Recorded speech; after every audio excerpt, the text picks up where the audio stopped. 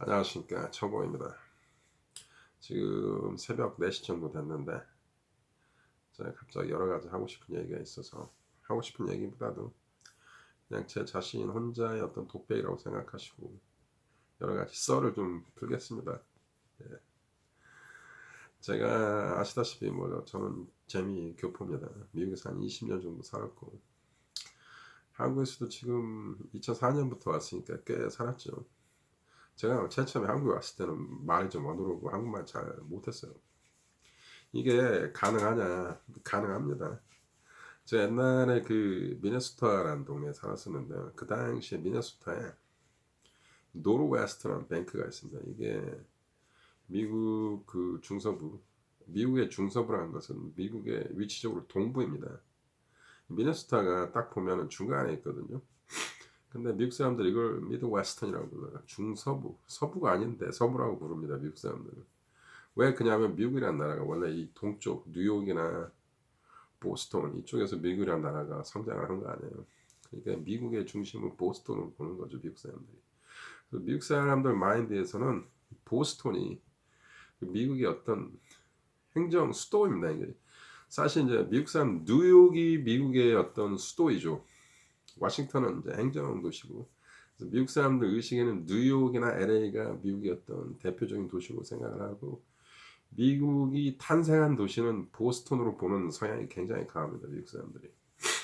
그래서 보스턴을 기점으로 봤을 때 미네소타는 진짜 far west 서부이죠. 그래서 캘리포니아는 서부로 보지도 않습니다. 미국 사람들이.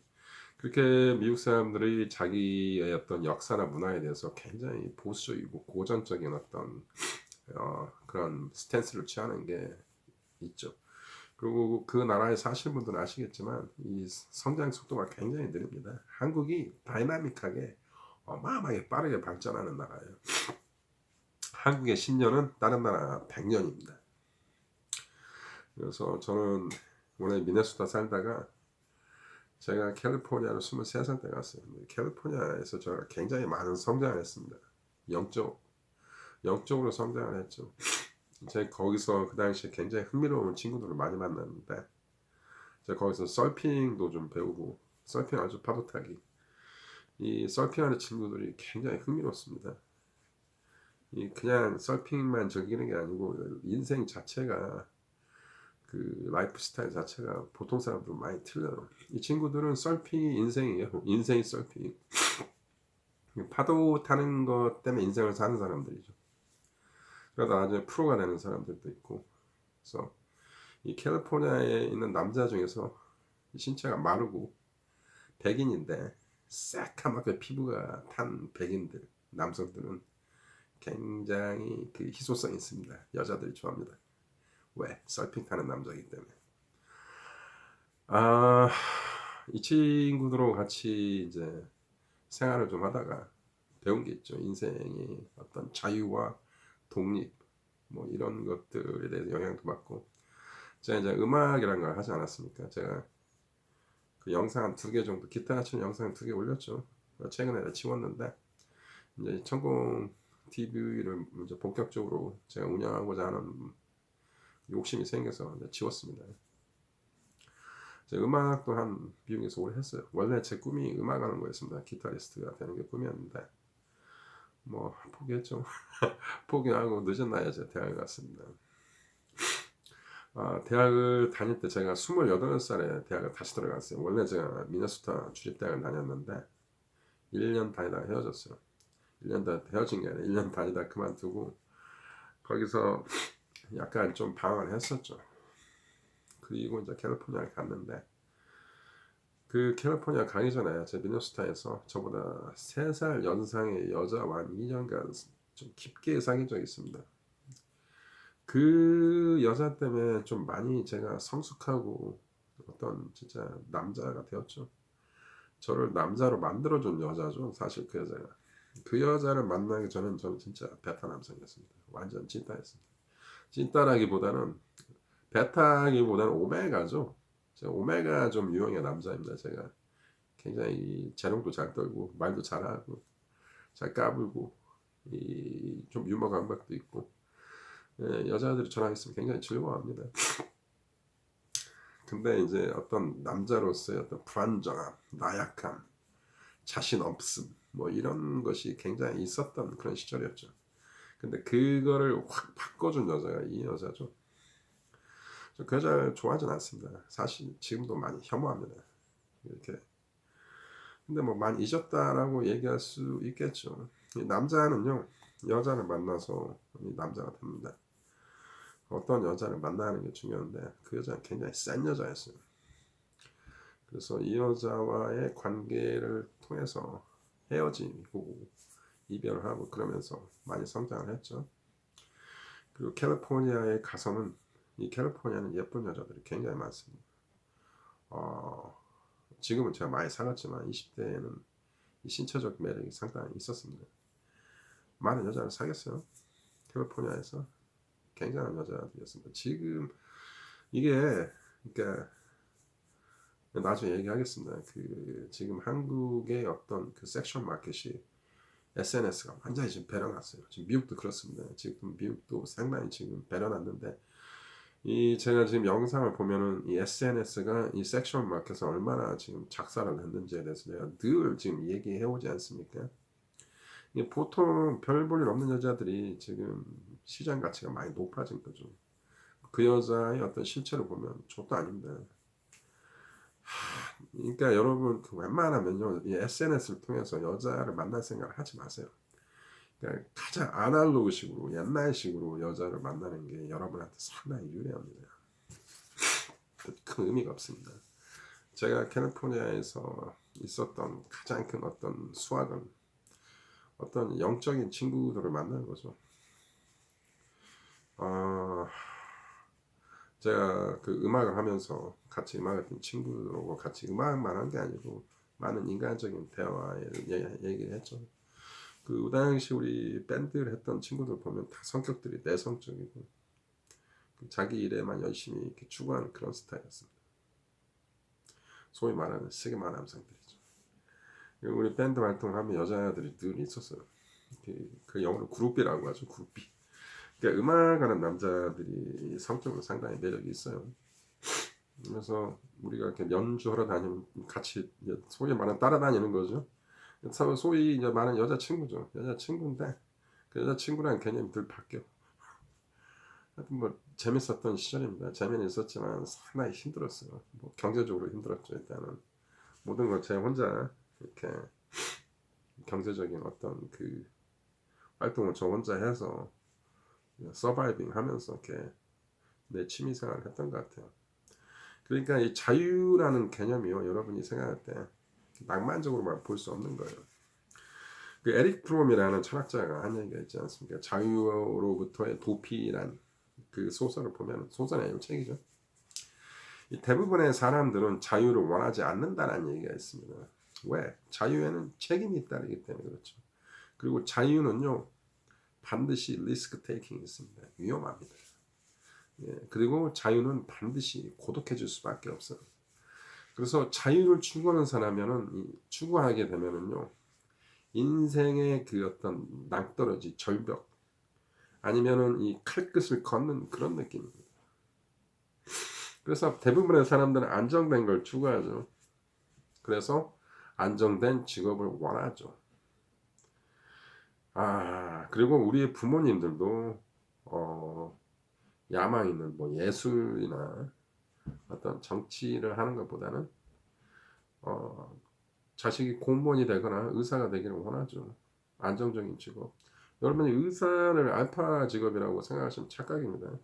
원래 의사라는 것이 알파적인 요소가 있는 거예요. 남을 위해서 희생하고 국경 없는 의사회에 들어가서 전쟁통에서 막 총알을 피우면서 부상자를 구하고 난민들을 구하고 그게 원래 의사입니다. 그런 걸 할 때 의사가 알파가 되는 거야. 근데 한국의 의사들은 알파가 아니야. 그냥 찐따 베타들입니다. 소위 말하는 설거지를 당하는 남자들이 의사들이죠. 어떻게 보면. 예? 그러니까 우리 부모님들이 당신들을 교육을 잘못 시키는 거야. 잘못 시키는 게 아니라 그 한국 문화가 그런 식으로 완전히 젖어 있는 거죠. 유교적 어떤 아직도 그 유교적 어떤 분 이런 얘기 하시더라고. 유교적 파시즘. 우리 그 조선 시대가 지금 북한의 어떤 획일 독재 체제와 똑같은 어떤 그런 정치 이데올로기잖아요. 조선 시대가. 기득권이 완전히 그 수백 년 동안 자기들의 어떤 권력을 세습시키면서 권력을 누리면서 특정 계급만 옹호하면서 그래도 하나의 민주 시스템이 있죠. 조선 시대는 과거 제도죠. 과거 제도만이 유일한 어떤 민주적인 체계를 가지고 있는 거. 그 점은 우수하다고 봐요. 근데 그것도 양반들만 시험을 볼 수 있잖아. 양민들, 그러니까 쌍민들, 농민들도 서당에 다닐 수 있었다고 하더라고요. 임꺽정도 꺽정이도 서당에 다녔다고 하잖아. 원래 백정들이 돈이 많았거든. 고기장사니까. 근데 이제 말이 좀 두서가 없게 됐는데 조선 시대에는 과거를 쳐서 관리가 되는 게 하나의 어떤 성공의 어떤 그 모드잖아요. 한국도 지금도 대한민국 변한 게 없어. 공부 열심히 해서 수능 점수 잘 맞고 좋은 대학 가서 의사 되는 게 출세하는 길이야. 한국에서는. 예. 자, 의사가 돈 벌려고 의사하는 거잖아. 지금 솔직히 안 그래요? 근데 의사라가 돈을 목적으로 하는 게 그게 의사냐고. 그게 그 히포크라티스 정신에 그게 맞는 거냐고. 똑같아. 한국에 오면 모든 것이 다 그런 식이야. 사는 게 한국이라는 나라가 굉장히 재밌어요. 사는 게 여러 가지 그 사회 인프라나 스트럭처나 그 여러 가지 그 여러 어떤 그 문화적인 한국분들이 가지고 있는 다이나믹한 문화 코드에서 나온 여러 가지 사회 기반이죠. 그건 설명하기 힘든데 그런 것들이 굉장히 외국인들이 익사이팅하게 느낍니다. 예를 들면 24시간 편의점이 열려 있고 24시간 술을 마실 수 있고 언제 어디서든지 택시 타고 돌아다닐 수 있고 이게 한국에서나 가능한 거지. 미국이나 독일 같은 데 가봐요. 새벽 오후 7시 되면 그냥 씨발 유령 도시야. 독일이나 뭐 유럽 가면은 미국도 그래요. 미국도 제 미네소타 살 때는 오후 6시부터는 술 못 팔아. 술집에서 아니 편의점에서 법으로 딱 정해져 있어. 그리고 미국은 각 주마다 법이 다 존나게 틀려요. 골 때려. 진짜 재미없어요. 미국 생활이라는 게. 근데 내가 캘리포니아를 가니까 캘리포니아는 좀 한국 같아. 캘리포니아 좀 재밌어요. 재밌는 사람들도 많고 예쁜 여자도 많고. 예. 그리고 옛날 얘기입니다. 그것도 다 옛날 얘기고. 자, 얘기 다시 돌아갑시다. 한국의 어떤 그 획일적인 문화에 대해서 제 얘기를 하고 있는데 그래서 한국은 그런 식의 어떤 그런 것도 참 그래요. 나이가 뭐 이렇게 중요해. 근데 한국은 또 나이를 따져 숫자적인 걸 가지고 많이 민감해. 한국 사람들이 숫자적인 거. 그것도 좋겠다. 숫자적인 거. 아무것도 아닌 거거든. 그리고 어떤 상징, 마크 이런 거에 가지고 가치를 따져. 예를 들면 그 자동차 벤츠, BMW.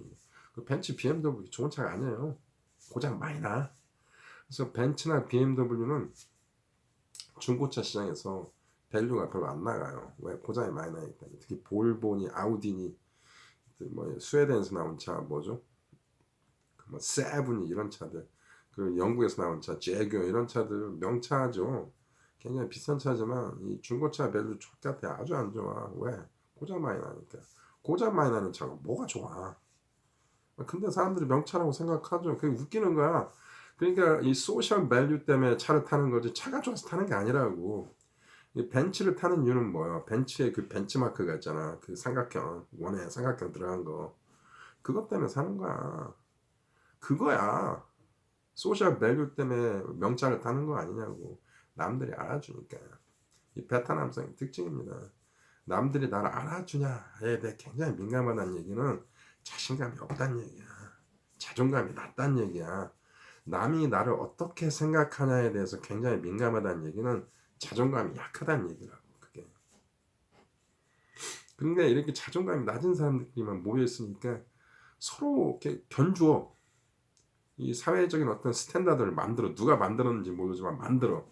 대개는 이제 기업 총수나 연예인들이 만들어. 기자들이 만들어. 자기가 만든 게 없어. 이게 인생이라는 게 독특한 거야. 자기 자신의 인생. 사람마다 인생이 독특해. 나 천공이라는 사람이 만든 인생 밸류가 있어. 저는 있습니다. 내가 만든 인생 밸류가 있어. 나만이 가진 독특한 가치관. 이걸로 나는 살아가. 근데 대부분의 한국 사람은 그게 아니야. 남이 만들어 놓은 가치관을 놓고 거기에 내가 얼마나 가깝게 가냐를 따라서 내가 인생이 값어치 있게 산 거고 내가 잘 나가는 거고 나는 인생을 정말 의미 있게 산 거라고 착각을 한다니까. 그런 게 뭐냐, 자동차야. 그러니까 내가 벤츠를 탔으니까 난 인생 성공한 거고 내가 강남에는 아파트 사니까 좋은 아파트 사니까 나는 성공한 거다. 그럼 어떤 현상이 벌어지냐, 돈도 없는 놈이 은행에서 돈 빌려서 차 사고, 응? 은행에 빚져가지고 집 좋은 데 살면서 평생 좁게 노예같이 사는 거야. 겉으로 볼 때는 팬시해 보이지. 하지만 그의 삶은 노예의 삶이야. 자본주의에도 노예가 있습니다. 자본주의 노예는 뭡니까? 빚쟁이야, 채무자. 어? 빚을 졌다는 건 자본주의 노예입니다. 그리고 좀 이렇게 얘기하면 기분 나쁘게 생각하시는 분 있겠지만 노예라는 것은 어떤 시대든 다 존재합니다. 고대 로마에도 노예가 있었고 그리스에도 노예가 있었죠. 자, 아리스토텔레스가 한 얘기가 있어요. 인간은 두 가지 계급으로 나눈다. 두 가지 계급이라고 얘기 안 했어. 두 가지 항목으로 나눈다고 얘기합니다. 그 스토아 철학자들이 어마어마합니다. 하나는 주인이고 하나는 노예다.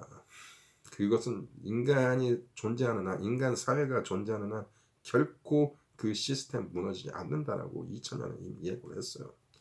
여러분이 이제 우리가 민주주의에 사니까 우리는 노예라는 개념이 없으니까 노예는 없다라고 여러분이 착각하지만 노예는 분명히 있습니다. 지금도. 지금의 노예와 고대 시대의 노예의 차이점이 뭐냐? 지금의 노예는 자발적인 노예라는 거죠. 죄송합니다, 여러분. 월급을 받는 사람들, 기업에서 아니면 공무원들이 다 노예인 거예요. 이게 더 심한 노예입니다. 여러분이 더 갚았습니다. 옛날 노예들보다. 로마 시대 때 노예들도 월급을 받았어요. 예. 그리고 이집트의 그 파라오 밑에서 그 피라미드를 만드는 그 노예들 다 월급 받았어요. 어? 월급을 받으니까, 페이를 받으니까 난 노예가 아니라고 생각하지만 로마 시대도 다 돈 줬어. 그 돈을 받아 노예들이 월급을 받아 주인한테. 그래 그 돈을 모아놔. 그래가지고 그 돈으로 이제 그 자유권을 사. 그래갖고 자유인이 되고 그런가. 그리고 로마 시대 검투사들이 노예들만 검투를 하는 게 아니에요. 일반 시민들도 빚을 크게 지잖아요. 그럼 그 채무를 갚기 위해서 검투사가 돼. 그래서 검투를 해서 돈을 벌어가지고 인기를 얻잖아. 그럼 그 돈을 갚고 나오고 이런 경우가 상당히 많았어요. 노예란 그 시스템은 지금도 존재해. 베트남성이 뭐냐, 스스로 노예가 된 사람들이야. 제가 아까 에릭 프롬 얘기를 했나요? 제가 오늘 두서없이 얘기를 하는데 그냥 이렇게 하고 싶어. 오늘은 그냥 들으면서 뭐 재미없으면 꺼버리고 뭐 재밌으면 계속 들으시고. 자, 그 에릭 프롬 이런 얘기를 했습니다. 대부분의 사람들은 자유를 추구하지 않는다. 자유인이 되기를 도피한다라고 얘기합니다. 왜? 자유인이 된다는 건 어렵습니다. 굉장히 위험하거든요. 책임이 따른다. 자유는 책임은 누구든지 다 지기가 싫어. 책임이 따르기 때문에 자유를 원하지 않는 거야, 사람들이. 그리고 자유인의 인생을 살면은요, 인생이 굉장히 험악해지고 위험해집니다. 리스크 테이킹을 해야 돼. 누가 리스크 테이킹을, 여러분, 난 누구든지 리스크 테이킹을 원하지 않는다고 하지만 리스크 테이킹을 좋아하는 사람도 있습니다. 그게 자유인의 어떤 특징이죠. 이게 자유인이냐 아니냐는 리스크 테이킹을 원하냐, 리스크 테이킹을 피하냐 차이일 수도 있어. 자유인은 리스크 테이킹, 위험 감수가 늘 존재하고 늘 책임에 따르고 늘 고독합니다. 그게 시그마 남성입니다. 시그마 남성이야. 나 시그마라고 착각하지 말라는 얘기야. 그 얘기야. 이 정신승리는 베타 남성의 특징이라고 제가 얘기했죠. 제 제자, 제가 영어 과외도 하고 그렇습니다. 제 직업이 3개입니다. 제 제자 중 한 명이 자기가 막 시그마래. 그 분명히 시그마 아닙니다. 시그마 남성의 특징은 내가 누구다라는 걸 남한테 막 이렇게 강조하고 알려주고 막 남한테 관심 받으려고 하지 않습니다. 나 시그마야. 이건 나 베타야. 이건 똑같은 얘기. 자, 베타 남성이 아니라 베타가 이렇게 많이 있다. 한 방에 10명이 다 베타다. 굉장히 시끄럽습니다. 서로 잘났다고 막 자랑하기 때문에. 그 중에 한 명은 조용히 가만히 있죠. 그래서 그 사람이 시그마인 거야.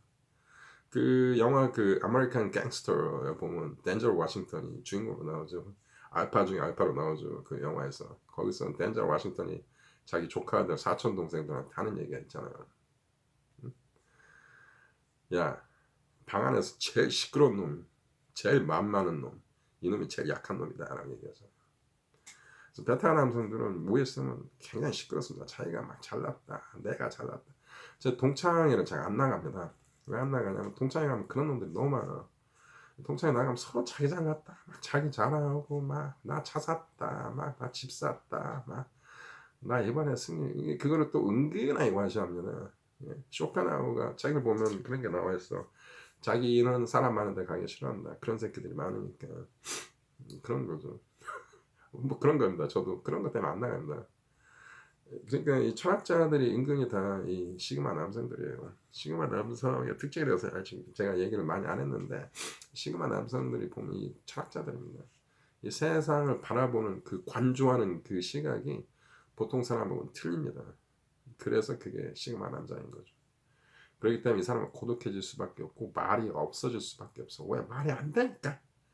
말해봤자 말이 안 통하니까 그냥 말 안 는 거야. 자기 자신을 잘 드러내지 않는 거죠. 폼 잡으려고 드러내지 않는 게 아니야. 이 생각 자체 마인드가 보통 사람들하고 가치관이 틀리기 때문에 고독해질 수밖에 없는 것이고 외로워질 수밖에 없는 것이고 말이 적어질 수밖에 없어. 그러한 신비감이 여성한테 상당한 매력을 준다는 얘기죠. 그래서 헤르만 헤세 여러분 아시죠? 유명한 실존주의 철학자죠. 그 사람도 많은 이제 작가긴 한데 그 뭐 쇼펜하우나 니체나 그런 종류의 인간이 헤르만 헤세도 동양 불교나 힌두교 굉장히 영향을 많이 받은 사람이죠. 20세기 초반에 그런 위대한 어떤 정신을 가진 생각들이 많이 있었죠. 칼 융, 프로이드는 별로 이렇게 제가 의미를 안 듭니다. 칼 융이 헤르만 헤세, 니체, 쇼펜하우가 그 당시에 18세기, 19세기, 아니 19세기죠. 19세기, 20세기의 어떤 인간 정신사의 어떤 큰 혁명을 일으켰던 인물들이죠. 자, 헤르만 헤세의 얘기를 왜 하냐? 헤르만 헤세가 전형적인 시그마 남성입니다. 헤르만 헤세는 나이가 50, 60이 되도록 젊은 여자한테도 계속 사랑을 받았던 남자, 관심을 받고 그 사람의 일생을 보면요, 여자들이 끊임이 없어요. 근데 자기 스스로 그 여자들에서 얘기를 잘 안 하죠. 하지만 상당히 어떤 그 매력을 발산했던 남자입니다. 모든 철학자들은 독신주의자들이 많습니다. 결혼 안 했던 사람들이. 니체는 제가 볼 때 여성한테 큰 인기가 없었던 걸 알고 있어요. 쇼펜하우도 그러고. 근데 이 헬만 헤세는 상당히 어떤 여성 편력이 있었던 걸 잘 알고 있습니다. 그리고 예술가들은 여자들이 좋아합니다. 시그마 남성들의 어떤 대체적인 특징이죠. 그러니까 이 귀족 여성들이 이 예술가들하고 사랑에 심각하게 빠지죠. 우리나라 그 영화 있지 않습니까? 취화선인가 영화 있죠. 그 천민 출신의 화가도 보면은 수많은 그 유흥가 여성들과 그 로맨스가 있지 않습니까? 기생들하고 조선시대 기생들이 다 미녀들이잖아요. 그 당시 그런 거 같은 거죠. 자, 뭐 이 정도 얘기를 했는데 두없이 얘기를 했습니다. 자, 뭐 여기서 대충 끝내죠. 오늘 뭐 천공의 스타였다고 생각하시고 봐주셨으면 감사합니다. 고맙습니다.